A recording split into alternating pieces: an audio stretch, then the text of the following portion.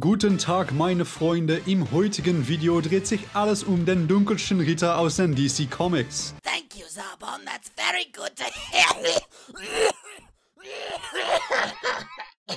Wow, I have no idea what happened there, but as I was saying, after seeing numerous comments about this bloke, I decided to just, give it a shot. Who knows? Who cares? Like, yeah, let's do it.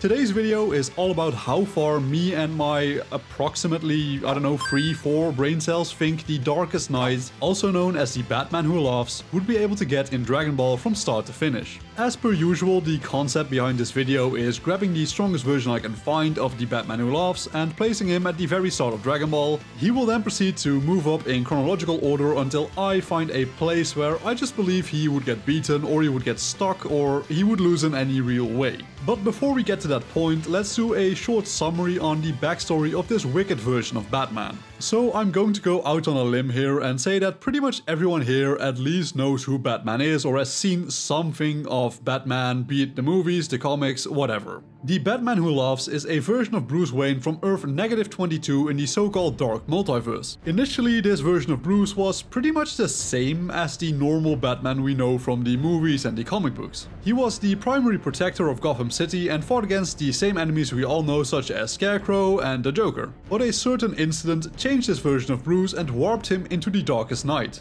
Everything changed during a time where the Joker went on a rampage in Gotham City, taking out many big names in Gotham. The Joker managed to paralyze Batman and committed many great atrocities in front of the helpless hero. Having regained his motion over time, this version of Batman grabbed the Joker from behind and in a fit of rage ended his life. Unbeknownst to the Caped Crusader though, the Joker exhaled a toxin contained in his heart that was designed to infect anyone in his vicinity with the Joker venom in the scenario of his demise. And it just so happened that the only person in his vicinity was Bruce Wayne. Initially, nothing seemed too strange as Batman pretty much resumed his regular routine within the Justice League. Bruce was however turning into a hybrid version of sorts of himself mixed with the Joker. His insanity ultimately leading to him eradicating all of his allies, including each and every member of the Justice League using the weaponry they had built up over the years. Bruce did not want to hold back anymore, and so the Batman Who Laughs was born. That's a pretty gruesome backstory if you ask me. Like, this really is one of the darker concepts DC has ever done, but now that we know how he came to be, let's talk a bit about what he can do.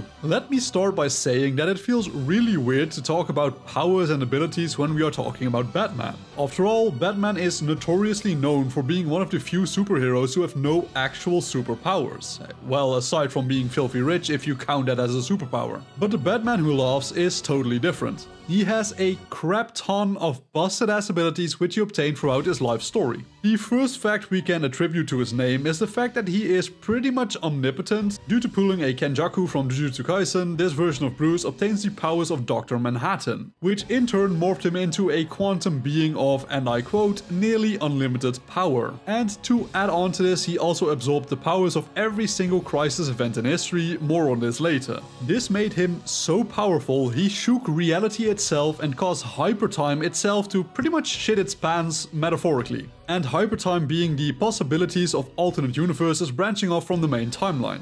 So basically, to sum it up, he became so powerful he completely fucked the space-time continuum up. But that just describes his overall power. He also has tons and tons and tons of powerful abilities to use. For example, he can split his existence into an unknown number of copies of himself through his Biovision ability. Due to having a quantum level consciousness after obtaining the powers of Dr. Manhattan, he can split that sense of self into as many copies as he wants. And the funnest part is that these copies of him are not weakened in any way. This is basically the multiform technique on absolute crack cocaine. And he can also return all of these copies back into his own body with no consequences if the need for that would ever arise. This version of Bruce was also a massive Dragon Ball fan because he can shoot literal beams of darkness from his hands as well as morph that darkness into weapons he can use. This darkness being powerful enough to harm characters described as being multi-universal. But Bruce can also manipulate dimensions, as shown by the fact that he can travel between the various realities within the DC multiverse at will. He can also absorb both Crisis Energy and Anti-Crisis Energy to add to his own powers. This is the first ability which is not going to be really relevant in this video, I guess. This mostly being because as far as we know, there is no Crisis or Anti-Crisis Energy in the world of Dragon Ball, but I will not make this affect his performance performance in this video because I think that would be pretty unfair. But once he enters the Dragon Ball world, he can just simply not get stronger through this method from that point on. That's the narrative I'm going with for this video. He can, for example, still use the energy he already obtained prior to his entrance into the Dragon Ball world.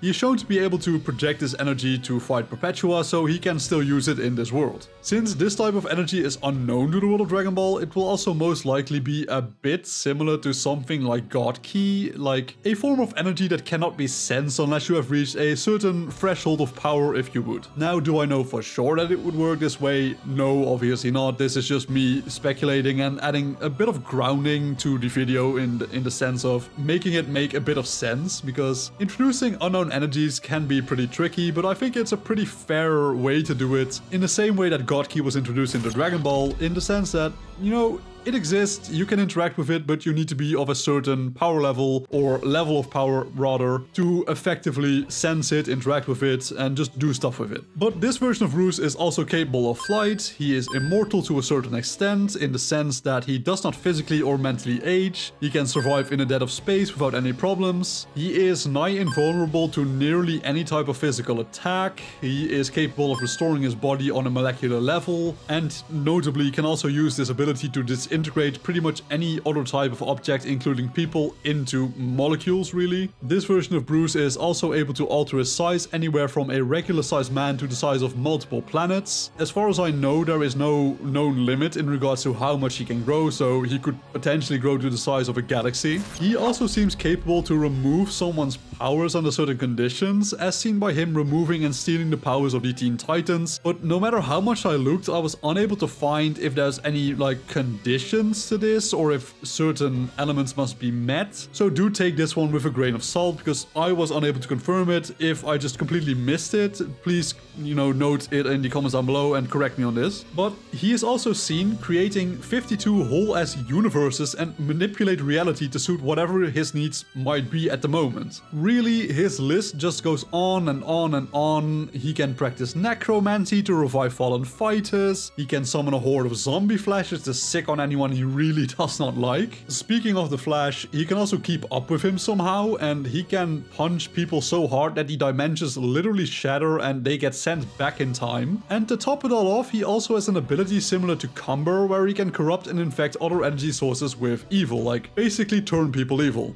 Really like the layman's way of saying this. This dude is completely ridiculously broken in typical DC fashion. Anytime I do a character from DC for this series, I just get reminded that they just have a bargain sale on being able to do the craziest crap imaginable. But then again, I doubt Marvel or any other superhero franchise is any better at this. But DC did actually do something surprising. They gave this man some actual weaknesses. I know, I was surprised too. The most glaring weakness would be that he does not have unlimited amounts of power to draw from. He has a power supply on Earth Zero that provides him with a continuous supply of crisis energy. If any of the Z Fighters or any of the Dragon Ball villains would be able to cut off this power supply one way or another, it would greatly impact the power the Batman Who Laughs could tap into. This does bring along the dilemma of whether or not him being sent into the world of Dragon Ball would cut him off from that power supply. He does have powers that allow him to travel through the DC multiverse, but Dragon Ball is obviously not a part of that. But for the sake of this video, I will just let you guys form your own opinions on how this would affect him. In the context of this video, I will just make him have his max powers, which will not deplete or increase at all. I think that is probably the fairest option I have right now, because if I would just say, oh, he's cut off from his power supply, I mean, that would just be completely unfair, if you ask me. You know, if you disagree, let me know, but I think this is the fairest option to take. But his other major weakness is his reliance on his visor. This version of Bruce hails from the so-called Dark Multiverse. The visor he wears over his eyes is what's keeping him anchored to the regular multiverse.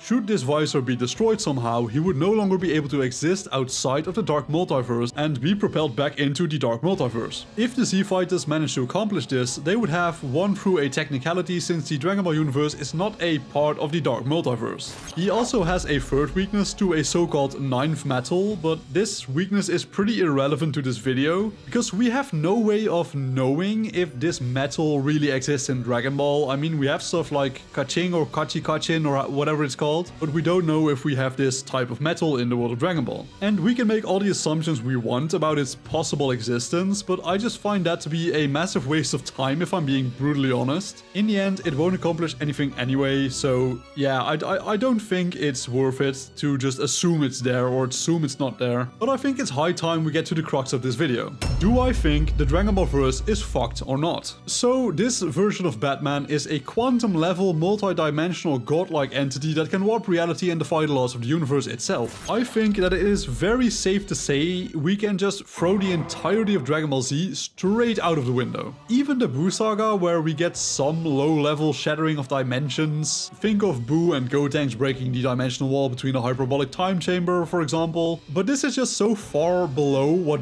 this man can do. Like, it's honestly not even a contest. We have to enter Dragon Ball Super to even get started, but this is of course my take on things. I kinda get it if you think he wouldn't get past something like Super Buu. I mean, do I?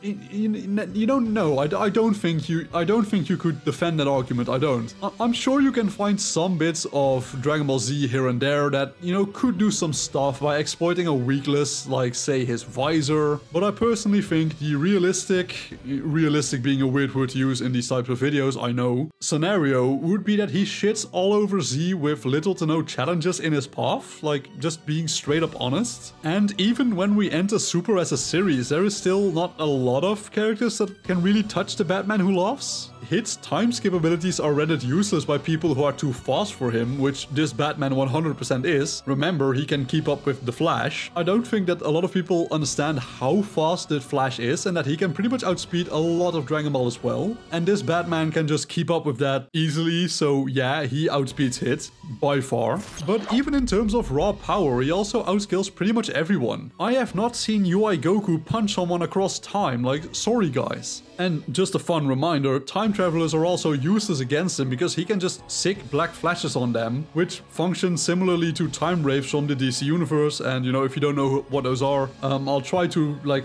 insert a little card here on the top of the video that explains like a time wraith. Maybe I can find a video online or whatever, but they're basically like antagonists in the world of the Flash, as in like entities from the Speed Force basically that deal with time travelers and blah blah blah blah blah. But moving on in Super, let's say Zamasu. He's immortal, but Laughs can just warp reality to such an extent that he would find a way to bypass it, like, and even if he couldn't bypass him, I don't think Zamasu could actually harm him in any real meaningful way, because in terms of power, he's just not strong enough. I don't think he is. The only people whom I can see having a shred of a chance are the Gods of Destruction, the Angels, and Zeno. But the Gods of Destruction are very easily beaten by eliminating their much weaker Kai counterpart. And do keep in mind that this version of Batman has cosmic knowledge and just knows pretty much everything in the universe, so he would most likely discover this secret sooner rather than later. I'm not sure if I mentioned that earlier actually, but it's an entire thing that he has like the entire knowledge of the cosmos after like absorbing Dr. Manhattan's power. So yeah, you just think of him as incredibly really smart. But anyway, say the gods start using a Kai on him. He has multiple ways to bypass that, one being him splitting himself and bypassing death that way, for example. And we don't even know if Hakai even works on him, because there is the whole Zamasu debacle that just basically rendered it useless if there's any type of time travel involved. And I think it would be pretty effective for the Batman Who Laughs to just use his biofusion, his dimensional warping. I think he can bypass it one way or another. I don't think that's a wild take to have in any real meaningful way. Like I think it is very much possible for him to just dodge it, like just hack his way out of it. This guy is so ridiculous. It's really not fair, honestly. And speaking of the Angels, like once he takes out the Gods of Destruction, the Angels go into idle mode as well. And technically the Angels would not be allowed to interfere for most of this anyway, since I'm guessing this would be considered a mortal affair, and the Angels are there to observe and not interfere with mortal affairs. But this finally brings us to Zeno. And I know Moro, Granola, Beast Gohan, Black Frieza, etc. they all exist too. I acknowledge that, sure. But I just don't think any of them outpower Zeno. Like none even come close to Zeno. Like well, I shouldn't say that. We haven't seen Black Frieza yet. But no, I don't think he's going to be suddenly stronger than Zeno for some reason. Zeno and the Batman Who Laughs are pretty similar in the fact that they can create and destroy universes at will. To be perfectly honest, I don't know who would win here. We have not seen enough of Zeno yet to say if he has any weaknesses or any stuff like that. If I had to guess, this would just be an endless battle of bullshit and hacks. But this does not affect his placement in the slightest. I think a lot of people already saw this coming, but I am going to place the Darkest Knight in the highest tier of my list. Note that this list is not ordered at all aside from the tiers themselves, but this character is typical DC, to be honest, like broken beyond belief. But then again, that is what makes some of these comic books and comic book heroes just so interesting. Like, they can do everything, like they just keep adding on to them, which can be a bad thing, but it can also be a very fun thing. When comparing manga to Western comic books, there really is no comparing to be done. Western heroes just simply tend to be unbelievably broken and still end up losing their fights one way or another. But what did you guys think about this video? I will freely admit that I am by no means the local DC expert and that I can only go on the things I find during my research and the stuff I already happen to know. But what I really want to know from you guys is, did I portray the Darkest Knight properly, or did I blow him way out of proportions? Did I maybe miss a secret way he could lose way earlier in the story? Just be sure to let me know your thoughts in the comments down below. But with all that being said, my friends, thank you all so much for taking the time out of your day to watch my videos. Like I keep saying every time I make a video, it really means a lot. If you liked today's video, please be sure to leave a like, subscribe and hit the bell icon to never miss another video ever again. Like the video, share the video, do whatever you want with it really. If you don't like it, dislike it. But work hard, study well and eat and sleep plenty, and I will see you all again in the next video. Peace out.